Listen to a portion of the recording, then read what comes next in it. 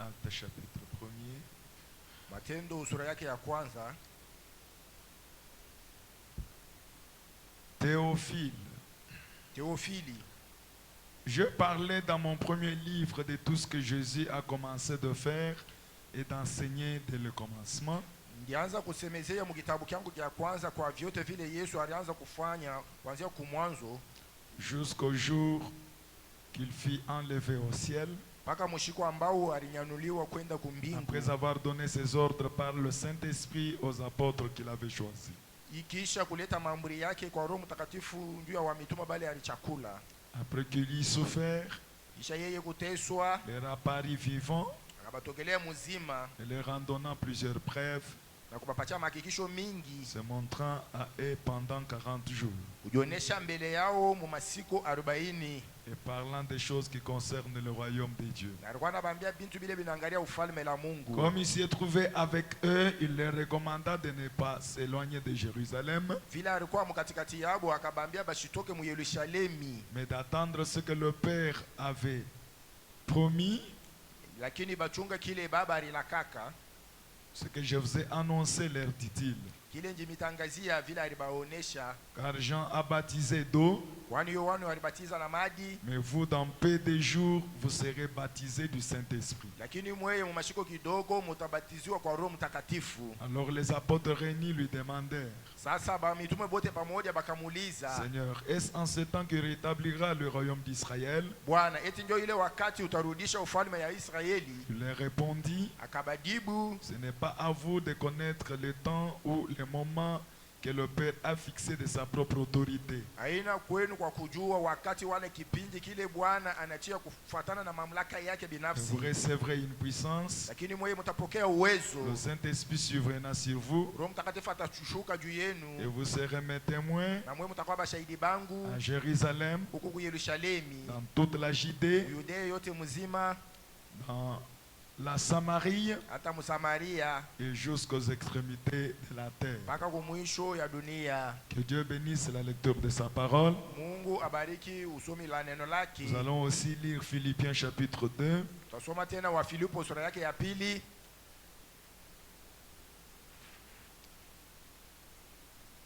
Le 5e verset. mpaka mstari wake wa 5.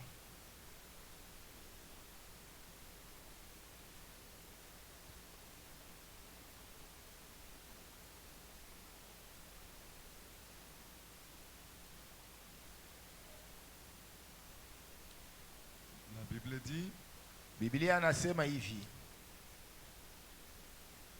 ayez en vous la pensée qui était en Jésus-Christ. mukwa ndani yenu na mawazo ambayo ilikuwa ndani ya Yesu Kristo. Amen. Amen. Ok. Ndio Nous savons que nous sommes en train de voir un sujet très important tunajua ya kwamba tuko nenda na kufuata kishina moya kiamana sana sur l'expérience du Saint-Esprit. kenye kutunga uonjo la Roho Mtakatifu. Et nous avons vu le dimanche Na yenga tuliona ya kwamba que personne ne peut recevoir le Saint-Esprit sans le savoir. mtu hata mmoja hawezi kupokea Roho Mtakatifu bila kujua. C'est une expérience que vous devez avoir. Ile ni uonjo ambao mnapaswa kufanya, Ne peut pas être quelque chose que vous pouvez oublier na ile haiwezi kuwa kitu kile mnaweza kusabu ou juste penser que, wala kuwaza tu donc, maki comme vous avez écrit la parole, ile unaamini neno. Bana vile le Saint-Esprit c'est une expérience vraie Roho Mtakatifu ni uonjo ya kweli, que vous devez avoir. ile mnapashi kupata Et ça ne hiyo, peut pas être une pensée. na haiwezi kuwa hata siku moja mawazo, Parce que kwani la pensée c'est juste quelque chose que vous pouvez avoir. mawazo ni kitu kile mnaweza kuwaza. Ce n'est pas une certaine pensée mythique, Haina tu mawazo moya ya kujitungia kitu, mais c'est la pensée de Christ en vous. lakini ile ni mawazo ya Kristo ndani yenu. Alors chaque personne qui y a reçu le Saint-Esprit, Maana mtu wote ule anapokea Roho Mtakatifu il connaît l'heure, anajua saa ambao la minute, na dakika yenyewe les circonstances, na majira ile yafanya les choses qui s'étaient passées ces jours-là. bintu bile ilifanishike ile siku et ça ne peut pas être oublié. na haiwezi kusaulika, Et quand cette expérience vient, na wakati hii onjo inakuja ça vous change. inakubadilisha, Ça change votre système spirituel. inabadilisha bumuntu bwako bwa Ça, kiroho, ça change votre pensée. inabadilisha mawazo lako. Et comme nous devons continuer aujourd'hui, je vais commencer à parler quand même du baptême du Saint-Esprit proprement dit. Vile tunaweza kuendelesha leo, mitasemezea juu ya ubatizo yenye ya Roho Mtakatifu, Et je vais commencer à parler sur qu'est-ce que le Saint-Esprit. na nitaanza kusemezea ya kwamba Roho Mtakatifu ni nini, Parce que comme nous allons les lire, kwani vile tutaisoma comme vous connaissez, personne ne peut recevoir le Saint-Esprit sans le savoir, sans connaître ce qu'il est. vile mwe benye mnajua mtu hawezi kupokea Roho Mtakatifu bila kujua, na bila kujua Roho Mtakatifu ni nini. Il doit connaître ce qu'il est. Inabidi ajue Roho Mtakatifu ni nini. Il doit connaître ce qu'il amène quand il vient. Anapaswa kujua bila analeta wakati anakuja. Il doit connaître le pourquoi il a été envoyé. Anapaswa kujua njoo ya nini bali mutuma. Il doit connaître ce qu'il produit en vous quand il est là. Anapaswa kujua bila atazala ndani yenu wakati yuko. Alors avant tout, je vais lire dans le message le baptême du Saint-Esprit. Mbele ya byote nitasoma mbele mu ujumbe Roho Mtakatifu. Au paragraphe 14. Ukifungo kaki ka 14. C'est un message du 28 septembre 58. Ni ujumbe ya mtarehe 28 mwezi ya 9 mwaka 58. Frère Banam dit. Ndo Banam asema. Maintenant, nous avons beaucoup de choses à discuter. Sasa hapa tuko na bintu mingi tunaweza kuongea navyo. Et hier soir, nous avons discuté de la raison pour laquelle nous n'acceptons pas que les femmes nous n'acceptons pas des femmes prédicateurs dans l'église. Na jana jioni tuliongea juu ya mambo ile tunaweza kusema ya kwamba banamuke hawezi kuhubiri mkanisa. Ce matin, ya asubuhi nous désirons le sujet. Tunataka kisina moja, si c'est possible, kama inawezekana, le baptême du Saint-Esprit. Ubatizo la Roho Mtakatifu. Et pourquoi nous croyons dans le baptême du Saint-Esprit. Juu ya nini tunaamini mu ubatizo ya Roho Mtakatifu. Et comment vient le baptême du Saint-Esprit. Na namna kani ubatizo ya Roho Mtakatifu inakudiaka. Et ce qu'il fait. Na bila anafanyaka. Et comment il nous fait agir par la suite. Na vile atafanya tutende kisha kumupokea. Dans qu'est-ce que le Saint-Esprit au paragraphe 22? Un message du 16 décembre 59. Frère Banam dit. Sur ce, nous voulons aborder le sujet lequel je pense c'est le sujet marquant d'aujourd'hui.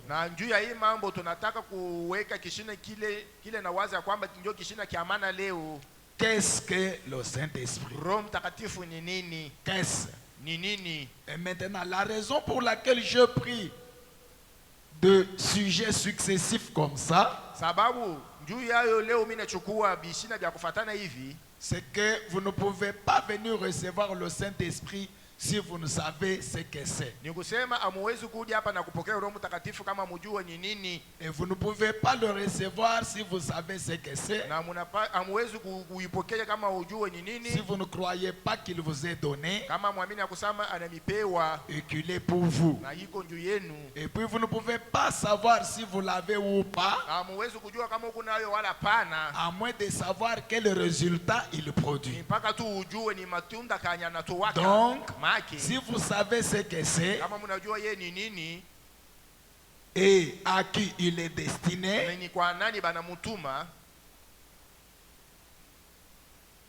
et quelle action il produit quand il vient,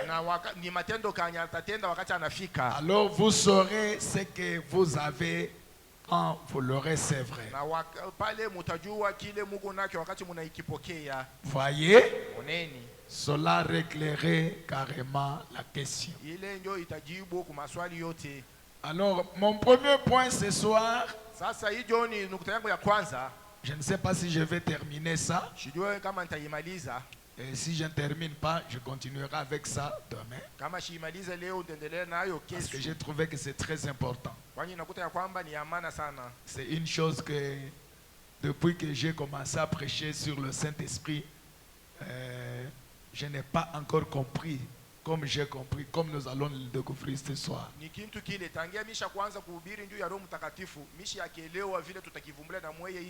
Souvent quand nous utilisons l'écriture de Philippiens chapitre 2,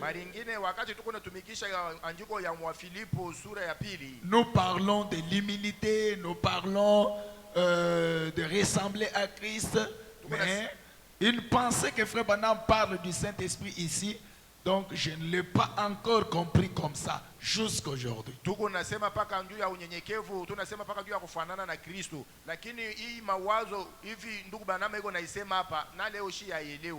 que nous voyons que la Bible nous dit que nous devons avoir la pensée qui était en Jésus-Christ. Donc tous ces temps on pensait que c'est comme notre pensée. Comme nous pensons là, nous devons essayer de penser comme si c'était la pensée physique de Jésus. Parce que dans la suite de ce chapitre, il est dit, ayez en vous la pensée qui était en Christ, qui étant en forme de Dieu, n'a pas considéré ça comme une proie à arracher, mais il s'est humilié lui-même. Mais quand je prends Frère Branham, je comprends que la pensée qui était en lui là, c'était le même esprit qui était au début, au commencement.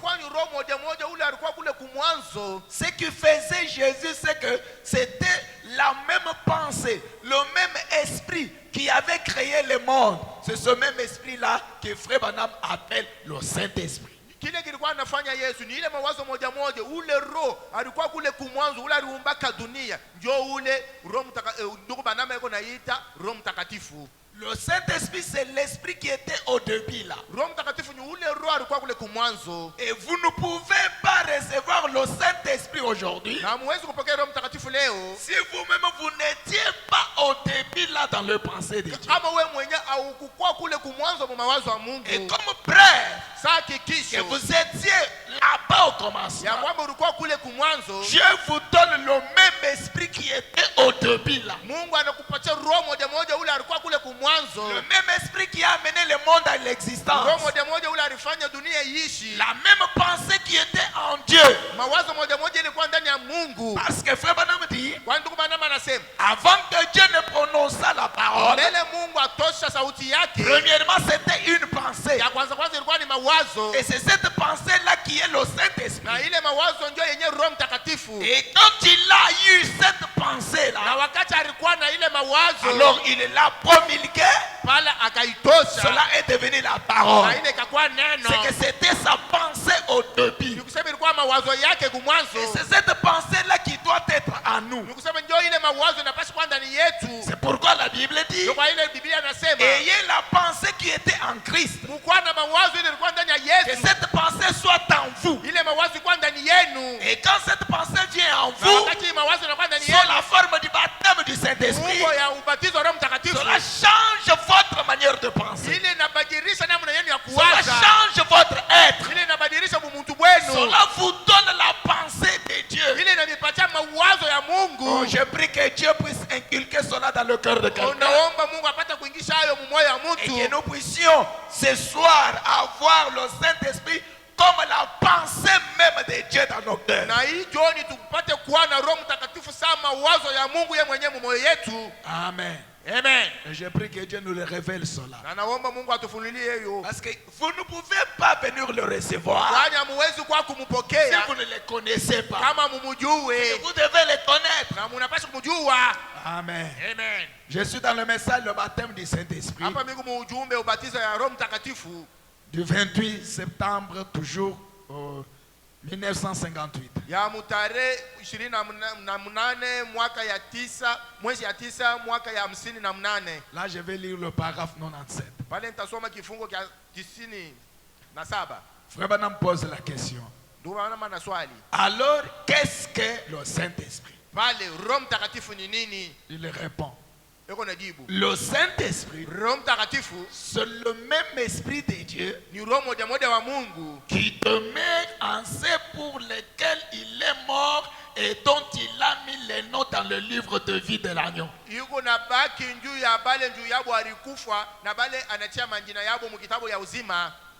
Je réponds. Miguna semululu. Alors, qu'est-ce que le Saint-Esprit? Sasa Roho Mtakatifu ni nini? Le Saint-Esprit, Roho Mtakatifu c'est le même Esprit de Dieu ni roho moja wa Mungu qui demeure en ceux pour lesquels il est mort et dont il a mis les noms dans le livre de vie de l'agneau. ule anakala ndani ya bale juu yabo alikufa na juu yabo aliandika majina yabo mkitabu wa uzima, Lesquels étaient un avec lui au commencement. bale barikuwa mmoja naye kule kumwanzo. C'est ce que disent les Ndio Écritures. kile maandiko inasema. Jésus ne leur a-t-il pas dit Yesu asikubambia kwamba qu'ils étaient avec eux avant la fondation du ya monde? kwamba alikuwa nabo pamoja mbele ya kutunga dunia?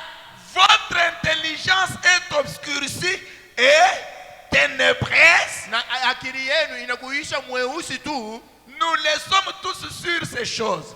Tuku shebote tuku vile pa hii mambo. C'est que notre pensée, notre intellect, Ni kusema mawazo yetu, akili notre yetu, intelligence akili yetu est obscurcie inakuwa tu ni mweusi et ténébreuse. ya Nous giza. ne pouvons pas comprendre ce que nous étions là-bas. Hatuwezi kuelewa kile tulikuwa kule, Mais le signe que nous étions là, lakini alama ya kuonesha kwamba tulikuwa Dieu kule, vient nous donner une partie de sa pensée. Mungu anakuwa kutupatia sehemu ya mawazo yake.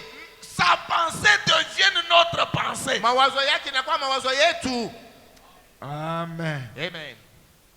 William Branham dit, William Branham anasema,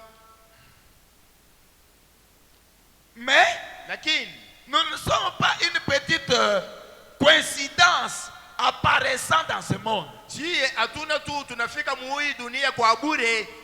Une coïncidence seulement. Sa- Donc un hasard. Saa kwa ushutusho tu. Non, Hapana. ce n'est pas un hasard. Haina tu kwa Ce kushutushwa. n'est pas une coïncidence. Haina kwa bure. Non, nous avons existé. Hapana, tuliishaka. Nous avons existé. Tuliishi. Nous étions là. Tulikuwa kule.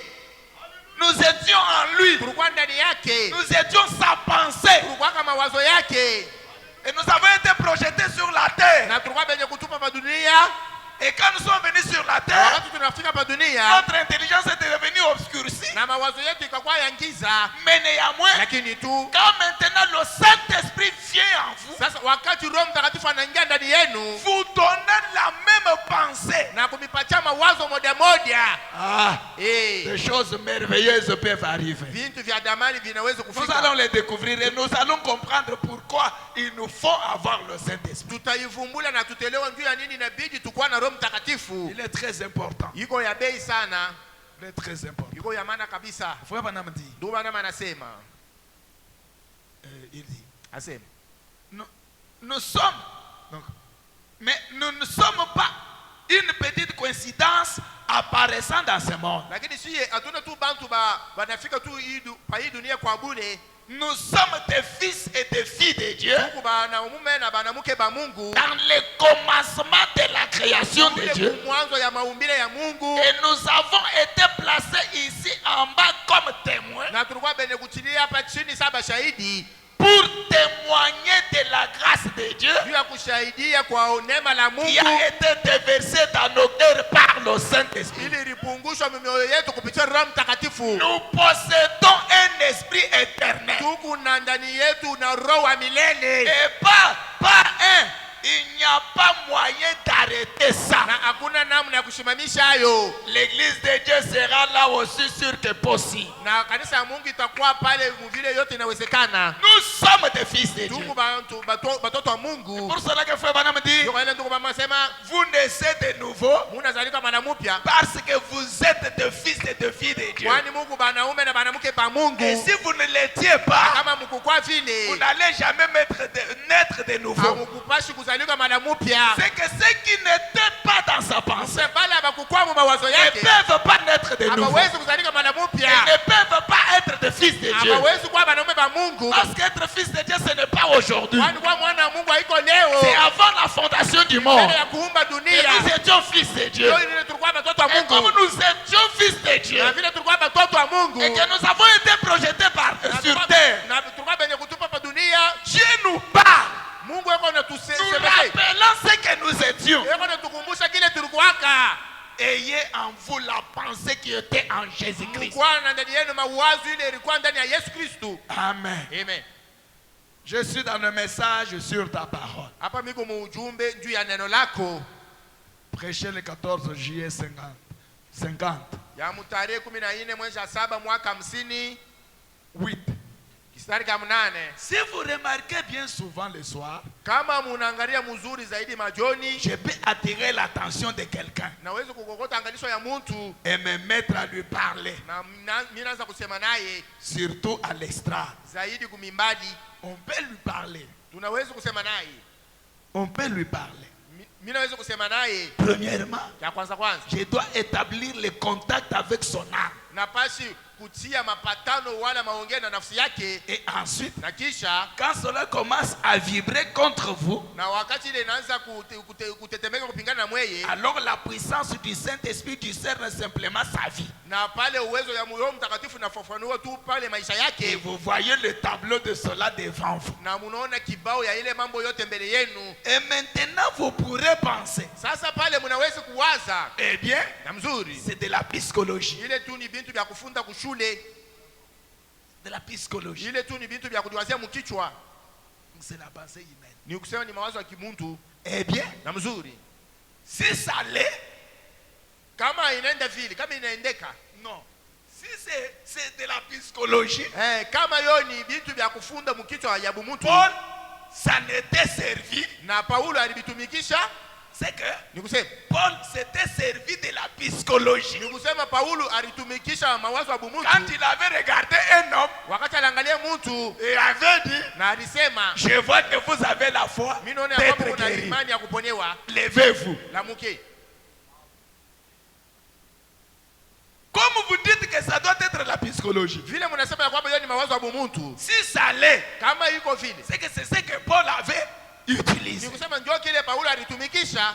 Amen. Amen. Parce que ce que nous parlons, c'est que Dieu ne veut pas, c'est la psychologie humaine. Mais le Saint-Esprit, c'est la pensée de Dieu, qui est la psychologie divine. Amen. Amen. C'est pour cela, comme c'est la pensée de Dieu, cela discerne les pensées. Cela prêche la parole. Cela amène les choses à l'existence. Parce que c'est la psychologie de Dieu. Amen. Amen. Écoutez ce que Frère Branham dit, nous allons comprendre. Et maintenant vous pourrez penser, eh bien c'est de la psychologie.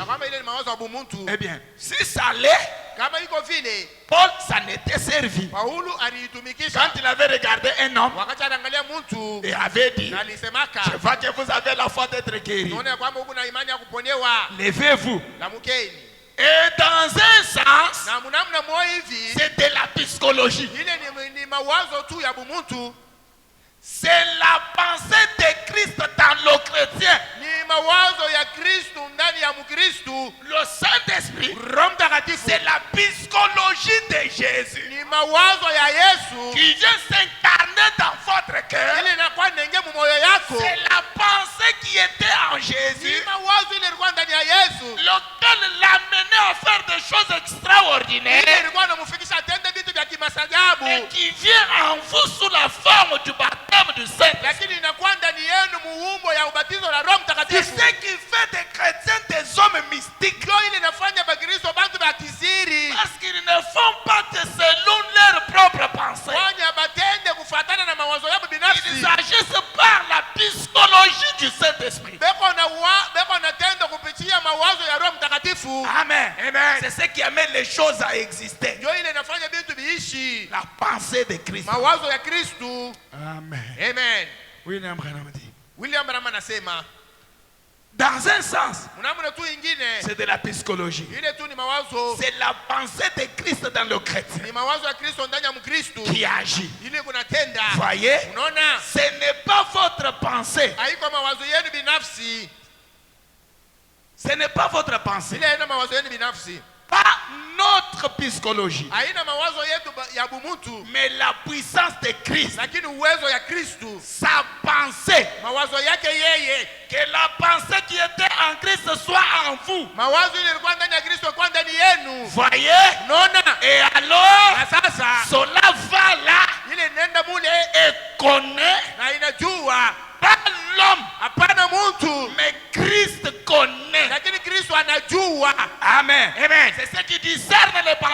cœur. Christ, la pensée de Dieu, habitant dans le cœur des hommes, habitant dans le cœur des femmes. Amen. Amen. La même pensée qui a amené le monde à l'existence habite dans le cœur des hommes et des femmes qui ont le Saint-Esprit. Pourquoi la Bible dit ayez en vous la pensée qui était en Christ. Amen. Amen. Oh, je prie que le Seigneur nous révèle cela. Oh, Je suis dans le message Dieu commissionna Moïse du 3 juin 53. Paragraphe 5. Alors, quand Dieu a envoyé ce petit homme Moïse, il est né d'une manière particulière, d'une naissance particulière, dans un temps particulier. Dieu le cacha. C'était l'élection de Dieu. Il appelle, envoyez Moïse là-bas. Moïse ne pouvait rien au fait d'être Moïse. Mais Dieu a préservé sa vie. C'était la prédestination et la volonté ordonnée d'avance de Dieu. Et puis quand finalement il l'a amené au désert paître les troupeaux de Jéthro, après qu'il était devenu un meurtrier,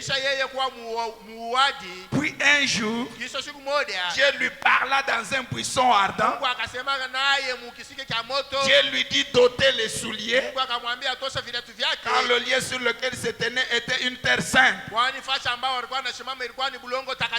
Et la manière dont Dieu a conduit cette église-là,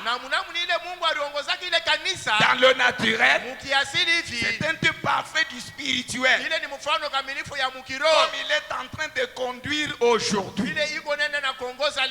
Il a fait sortir Israël, le naturel, par des signes, des prodiges et des miracles. Il fait sortir le spirituel en ces jours-ci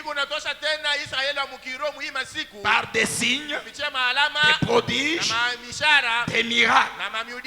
Dieu a toujours, ils ont toujours accompagné Dieu, ces choses-là, parce que Dieu est surnaturel. Il est un créateur. Rien ne lui est impossible. 6. Et quand un homme naît de nouveau de l'Esprit de Dieu, il devient une progéniture. Une progéniture. Ou un fils de Dieu. Et alors, il a le même genre de pensée que Dieu.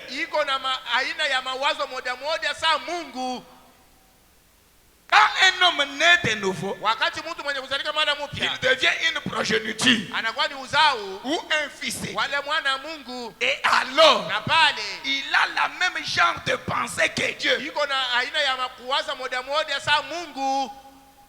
C'est ce que le Saint-Esprit fait. Il vous donne la même pensée que Dieu. Et que vous devenez Dieu. Vous pensez comme Dieu penserait. Vous faites des choses comme si c'était Dieu qui faisait ça. Je ne sais pas si vous comprenez ça. William Branham dit, la pensée qui était en Christ est en nous. Et nous croyons à l'invisible, au miraculé, et donc n'importe quoi. Voyez? Et alors nous avons le Saint-Esprit qui apporte, qui vient à nous et nous parle de ces choses. Et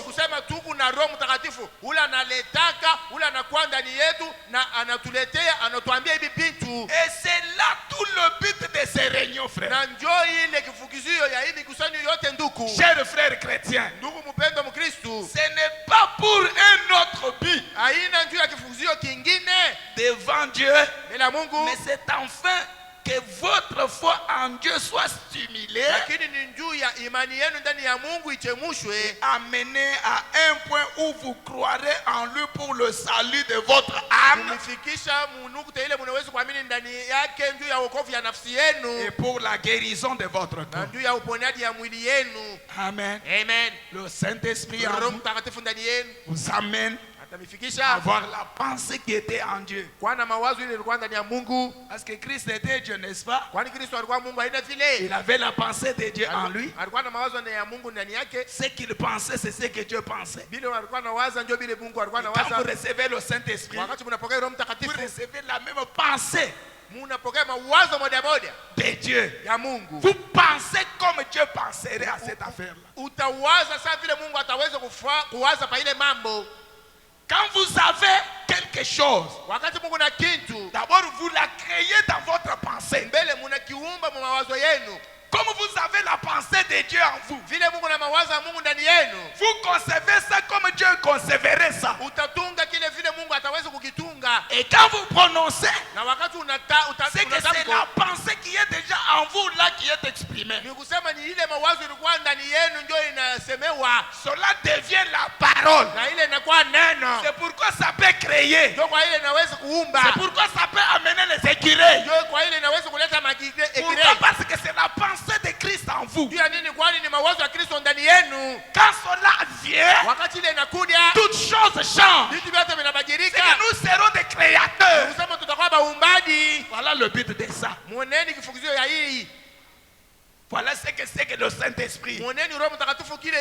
La pensée de Christ en vous. Je suis dans l'alliance inconditionnelle que Dieu a traitée avec le peuple.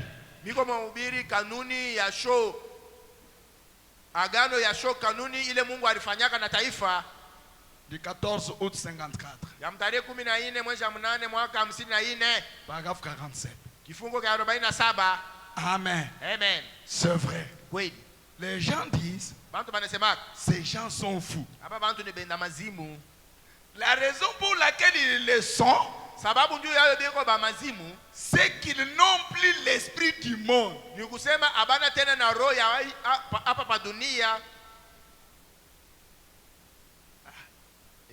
Ils ont la pensée de Christ. Christ en vous, l'espérance de la gloire. Vous êtes en sécurité, ancré. C'est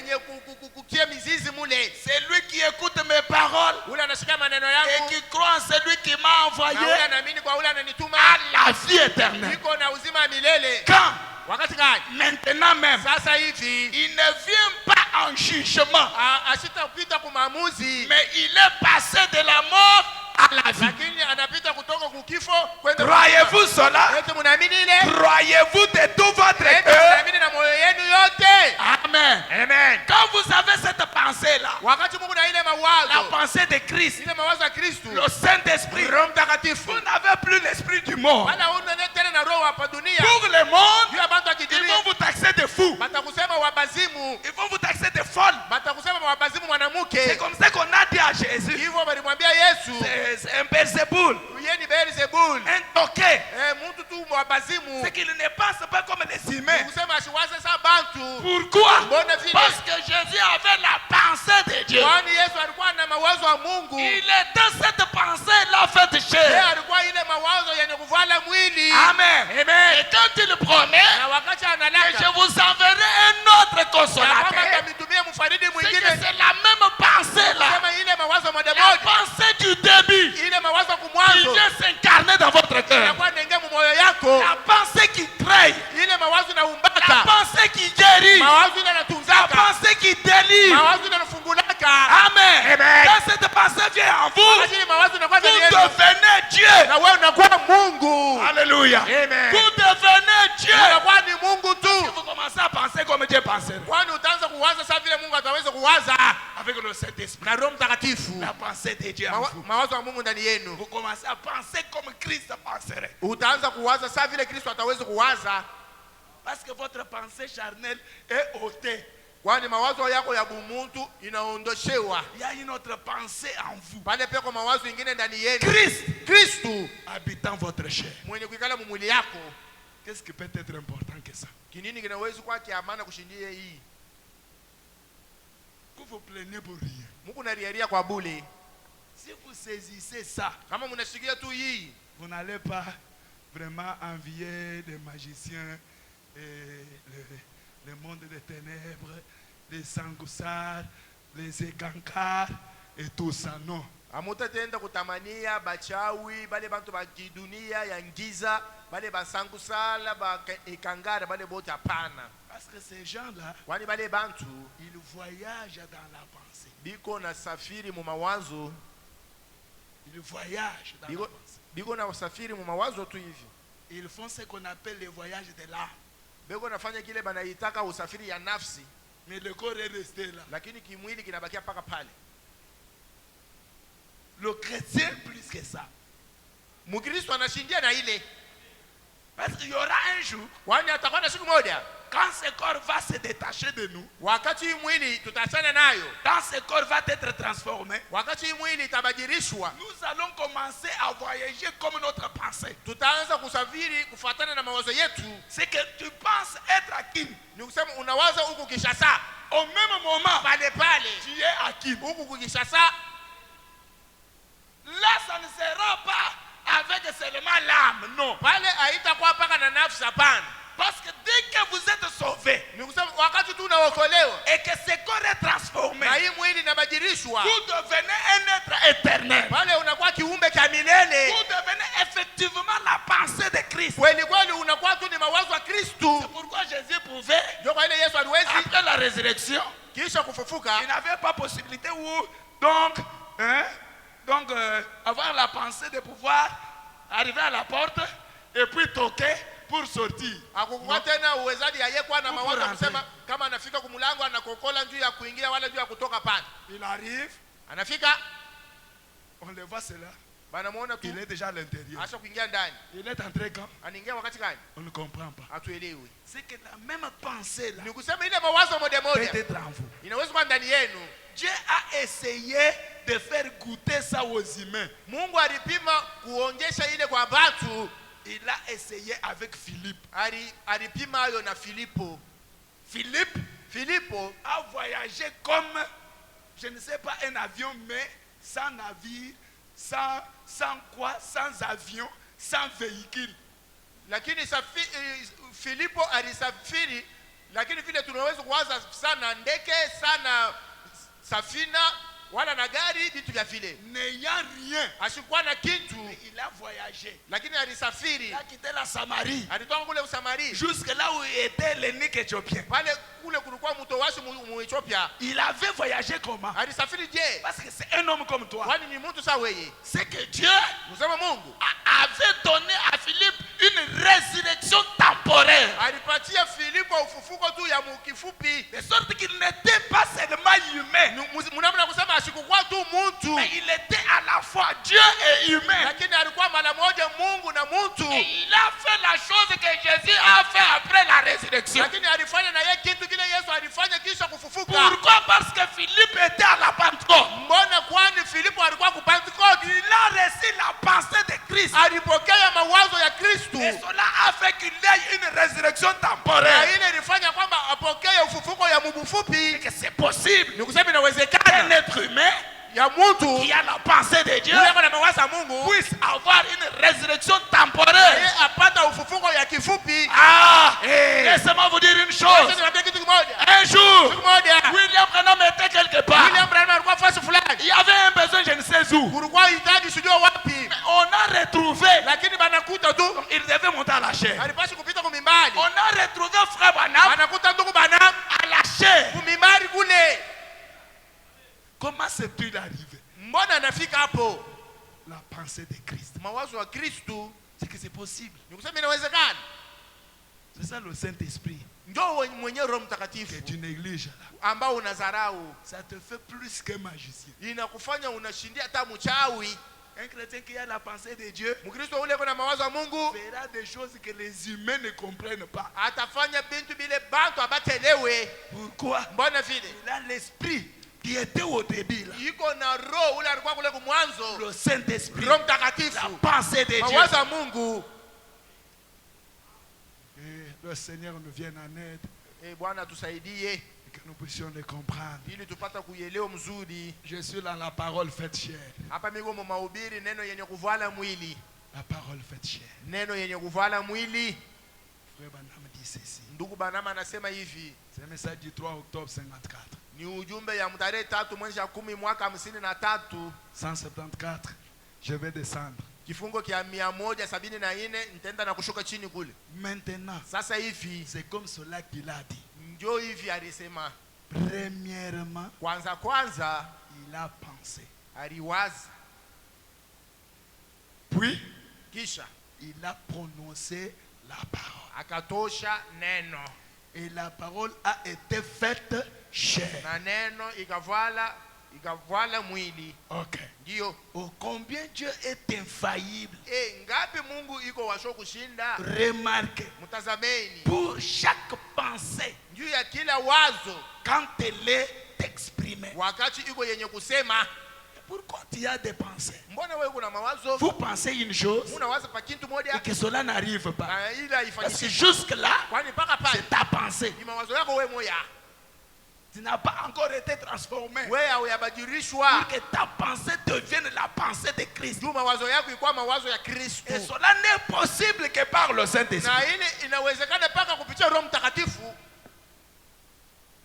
Frère Branham dit, Ndugu Branham anasema ce n'est donc pas étonnant haina tu ya kushanga ce qui est arrivé lorsque Jésus est descendu de la colline kile ce kilifanyika. soir-là Kile kilifanyika wakati Yesu alishuka kumulima ile jioni ile. et qu'il a regardé sur cet arbre, Akaangalia kwa hii mti cherchant à manger mkutafuta chakula et qu'il n'y avait rien, na kule kumucha kukua kitu. qu'il n'y avait rien à manger sur cet arbre. Akukua kitu chakula kwa ile mti. Il dit alors Akasema sasa que plus personne ne mange de ton fruit. mtu hata mmoja ashikule tena matunda yako.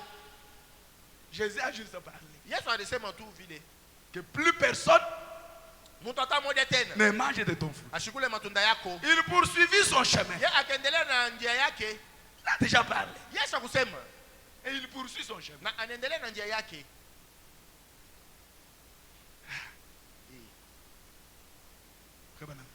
Ndugu Branham anasema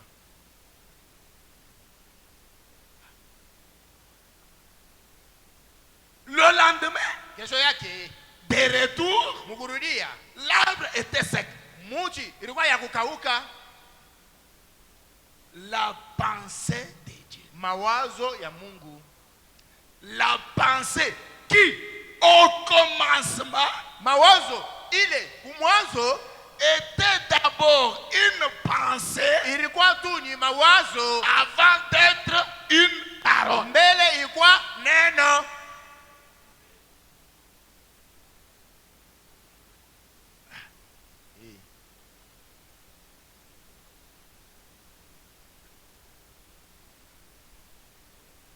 Exprimant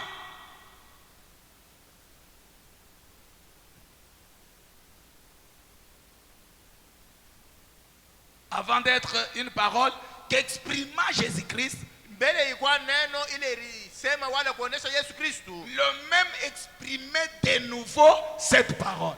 Moja moja anaonesha hii neno mara mpya. Voyez? Unaona?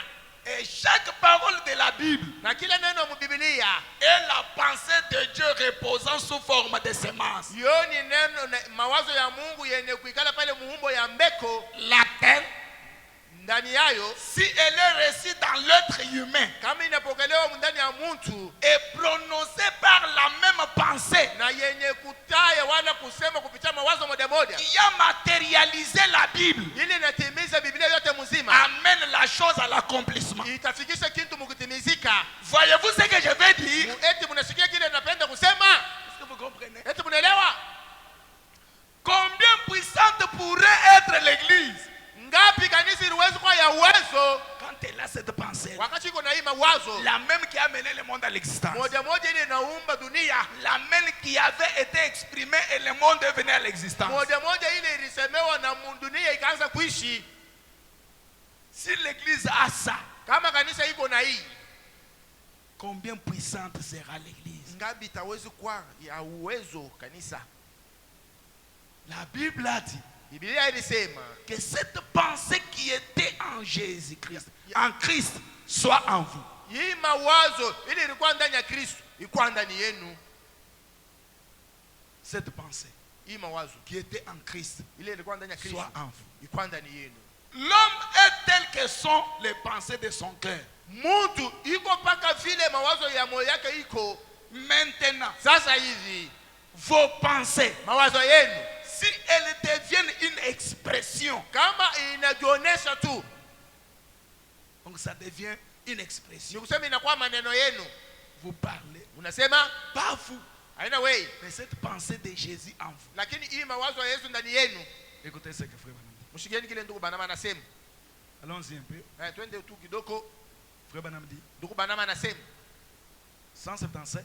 177. C'est comme lorsque Dieu a dit Yuko sawa wakati Mungu alisema qu'il y ait un monde. kukua dunia. Avant que ça devienne une parole, Mbele ilikuwa neno, il a fallu que ça soit une pensée. ilibidi mbele ilikuwa mawazo. Aussi, Hivi tena Dieu dans la création Mungu mumaumbile créa d'abord le monde par sa pensée. akaumba mbele dunia kupitia mbele mawazo yake. C'est ce qu'était lui. Ni kusema ndio kile yeye alikuwaka. Parce que l'homme est ce que sont les pensées de son cœur. Kwani mtu iko paka kile mawazo yake ya moyo iko. C'est que Dieu était cette pensée-là. Ni kusema Mungu alikuwa ile mawazo. Dans sa pensée comme esprit, Mu mawazo yake sa roho il a voulu avoir un monde. alitaka kupokea kwa dunia moja. Il a cru ça Na akaaminia ile en tant que pensée. yenye kwa mawazo. Et puis il l'a exprimé. Na kisha akaisema Il y a un monde. kukua dunia.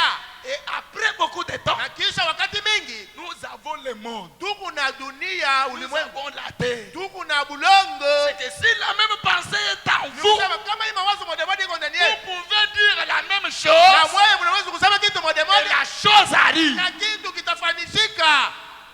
C'est ce que Dieu veut que nous soyons. Ndio kile Mungu anatafuta tukua vile. Que nous soyons la pensée là. Tukua ile mawazo. Cet esprit-là du début. Ule roho wa kumwanzo, L'esprit éternel roho là. wa umilele ule. Qui vient habiter en vous. Ule anakuwa kuingana ndani yenu. Ça change votre pensée. Iko nabadilisha kuwaza kwenu. Ça vous donne la pensée de Dieu. Ile mipatia kuwaza kwa Mungu. Votre manière de raisonner n'est plus humaine.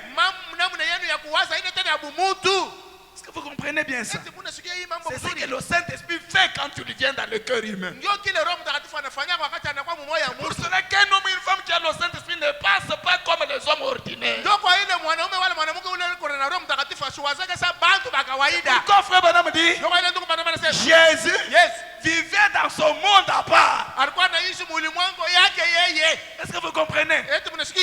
Il était un paradoxe. Yeye alikuwa ni mastajabu. Pourquoi? Mbona vile? Parce qu'il vivait dans son monde à lui. Kwani alikuwa anaishi mulimwengu yake Il yeye. avait la pensée de Dieu du Créateur. Alikuwa na mawazo ya Mungu muumbaji. C'est ce qui faisait qu'il crée, Ndio kile alikuwa anafanya aumbe. qu'il change de l'eau en vin. Abadilisha maji mvinyo. C'était cette pensée-là. Ilikuwa ndio ile mawazo. Quand il a eu la pensée Wakati alipata ile mawazo d'avoir du vin, ya kuwa na mvinyo l'eau était obligée na maji ilikuwa yenye de changer kusukuma en vin. ibadilike kwa jivaya. Et c'est ce que Dieu fait. Na ndio kile Mungu anataka. Que cette même pensée Na hii mawazo moja habite en nous. ilikuwa ndani yetu Pour que nous créions comme lui. ili tuumbe saa yeye. C'est pour ça que Dieu dit Ndio ile Mungu par anataka. William Branham Kupitia William que Branham vous êtes des créateurs en miniature. ya kwamba mweye Mungu baumbaji lakini mubudoko. C'est que vous êtes la pensée de Dieu Kusema mweye Mungu mawazo ya Mungu rendue manifeste. yenye kuoneshwa. Vous êtes la parole faite chair. Mungu neno yenye kuvala mwili. Amen. Amen. C'est ça le Saint-Esprit. Ndio Roho Mtakatifu ule. C'est ça le Saint-Esprit. Ndio mwenye Roho Mtakatifu ule. J'aimerais que cela s'incarne dans le cœur de quelqu'un. Ninapenda ile ingie kio kia kwa hivi. Plus que la sorcellerie. Inashindia bulozi, C'est plus que l'argent même. inashindia hata makuta. C'est plus que tout. nashindia vyote.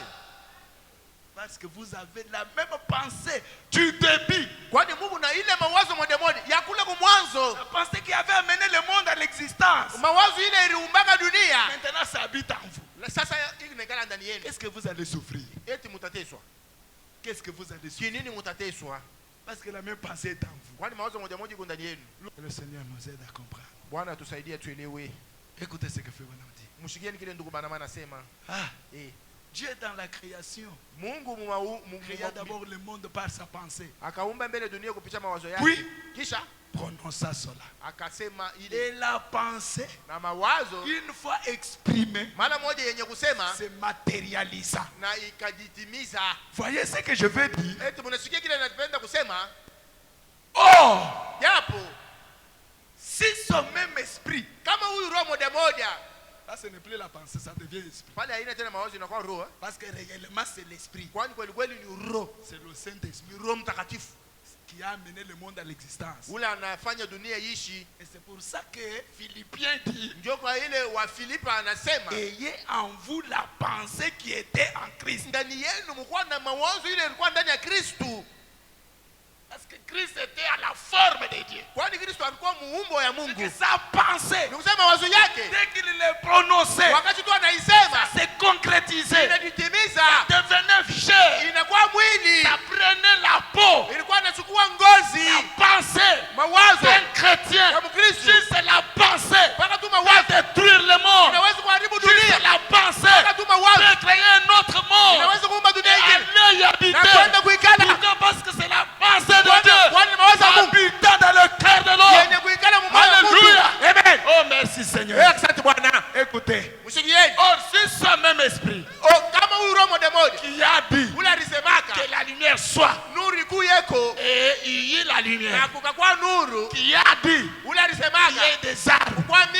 Est-ce que vous lisez avec moi? La même pensée là, le même esprit qui Dieu avait au début, qui avait amené le monde à l'existence, si ça habite en vous, la même lumière, que la lumière soit, et il y a la lumière, et qui a dit il y a des arbres, et il y a eu des arbres. Si cette même pensée qui était en Christ est en vous, elle pourrait aussi bien dire il n'y a eu plus de cancer.